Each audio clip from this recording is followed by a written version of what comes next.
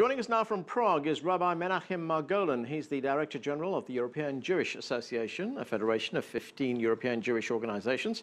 And with us from Berlin is Norman Nathan Gelbart. He's a member of the European Jewish Parliament and head of Germany's Keren Hayesod, an official fundraising organization for the State of Israel. Thanks to both of you for joining us. Nathan, as we just heard in that report from our correspondent, anti-Semitic attacks are on the rise in Germany. How bad is it, and what can be done about it? Well, needless to say that this is a phenomenon which is occurring just recently. We have never had these kind of attacks on synagogues the way we had it since last summer, most obviously in connection with the IDF action against Hamas terrorists in the Gaza Strip. And as I said, needless to say how frightening the Jewish population in Germany is, especially Jewish parents who have to pray every day to see their kids coming back from school or from synagogue alive and being well. Rabbi, why this resurgence of anti-Semitism in Europe? What do you believe is driving it?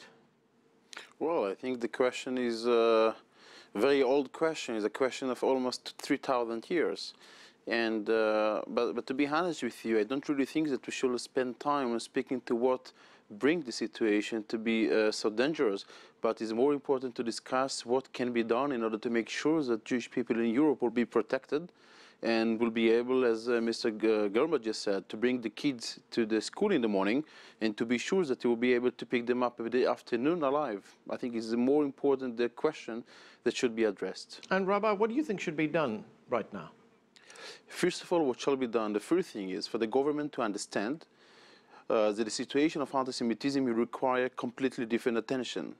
It unfortunately became a situation where European leaders not only became used to hear about anti-Semitism. I think that the fact that in the last year we had over 5,000 attacks against Jewish people in Europe, it was not supposed that way, and we still see, and unfortunately it's very disappointing to see, that European governments still don't understand that the situation of anti-Semitism requires completely different attention.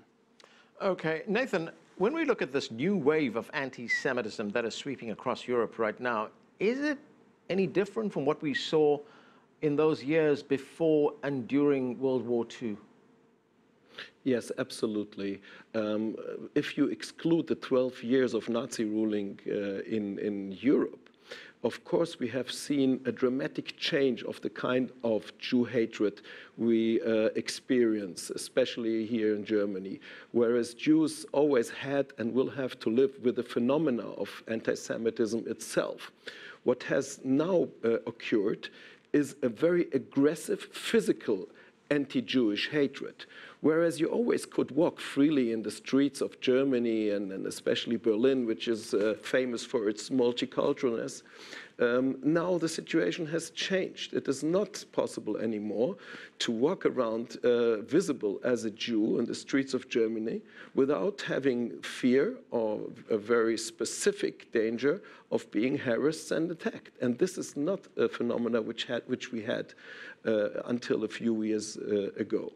And I think, and here I would like to refer to what Rabbi Margolin said, the kid has a name. And we have to see that there is a certain source of this new kind of anti-Jewish physical hatred. And you can very easily see the balance. Everywhere where you have a high percentage of Muslim population, the situation for Jews, especially in Western Europe, becomes worse and worse. And I'm not talking about the killings we just saw in Copenhagen, Brussels, Toulouse, and Paris. Look at the day-to-day life Jews have to experience in France.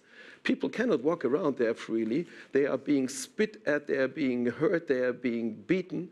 And this is a misery which is taking place for years. And the source of these anti-Jewish attacks are Muslim immigrants. And we have to name this phenomenon because we know where it comes from. And the politicians are trying to not to disclose it, but they also know very exactly that this is the current source of anti-Jewish hatred. It's an important problem.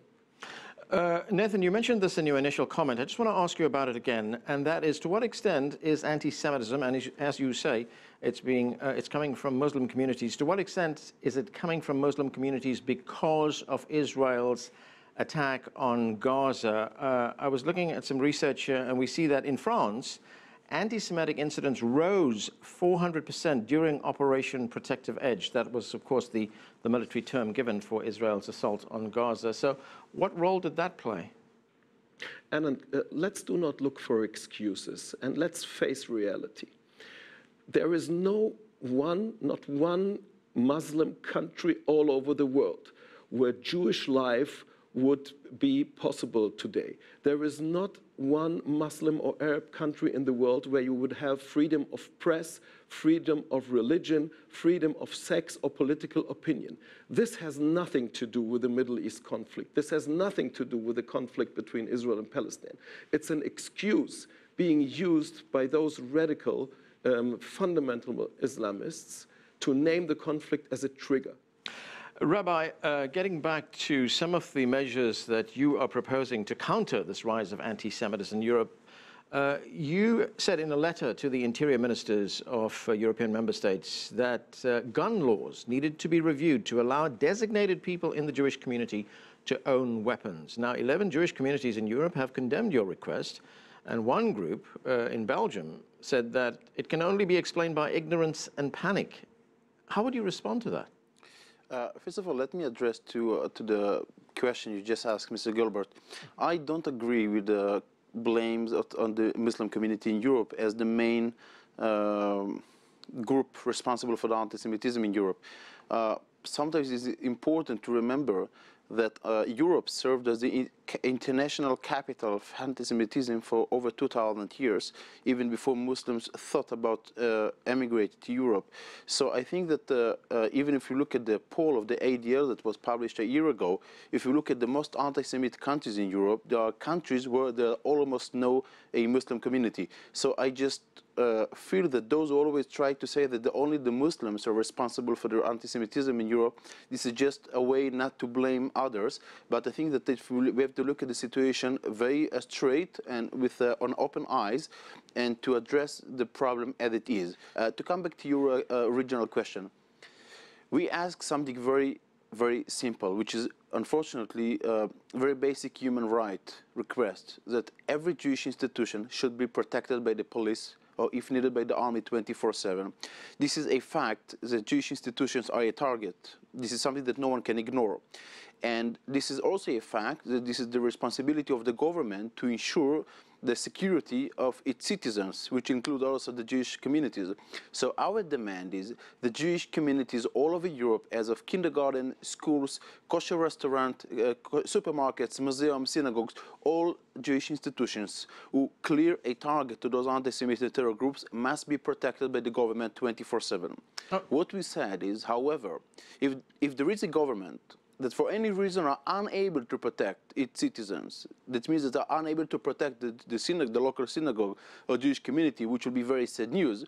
In this case, the minimum they should do is that the people will be appointed by the communities to secure the synagogue should be armed. Okay. Nathan, I want to give you a chance to respond to what the rabbi was saying about the fact that there is anti-Semitism coming from Europeans as well. I mean, these are people who are not Muslim. And, I mean, there's evidence to show us that far-right groups in Europe have been openly espousing anti-Semitic sentiments. Yes, but if you allow me to respond, I was referring to the new quality of anti-Semitism we are currently experiencing. I am talking about the physical anti-Jewish hatred. And this physical anti-Jewish hatred has an origin, and I'm 100% behind what I've said before. You are right that there is anti-Semitism for decades, for hundreds of years, originating from the Christian community. But this new quality of anti-Jewish hatred has a certain source, and this source is everywhere where we have a significant Muslim population. Look at Malmö, the city of Malmö. 50% of its population currently are Muslim. The Jewish life there has become a misery. People from Malmö, Jewish people from Malmö, have almost all immigrated because the Muslims there made their life a misery, and the local local authorities did not react. So please let me correct this. I was referring to the new quality of anti-Semitism. Now, when it comes to securing Jewish targets, you know, we are talking about Europe, about a very rich area. Europe has easily capabilities to guard dozens of airports, of train stations, of parliament buildings, of governmental buildings.